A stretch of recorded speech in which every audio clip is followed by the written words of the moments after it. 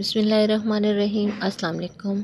Welcome to my YouTube channel psyche Pakistan की। तो उम्मीद करती हूँ कि सब खैर खैरियत से होंगे, जहाँ रहें खुश रहें, आबाद रहें, हैप्पी रहें और हेल्दी रहें। तो आज हम बना रहे हैं जो वीडियो, आज की वीडियो हमारी है बहुत ही ज़्यादा स्पेशल है और आज की वीडियो हमारी रिक्वेस्टेड वीडियो है।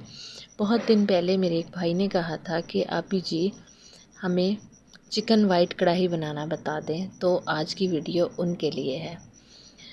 तो वीडियो को पूरा वॉच करना। आज बहुत ही तफसील से वीडियो में बताने वाली हूँ और आपके साथ हर एक टिप जो है इसका शेयर करने वाली हूँ कि आप इस तरह से चिकन वाइट कढ़ाई बनाएं तो किस तरह से बनाएं और बेहद मज़े की बने।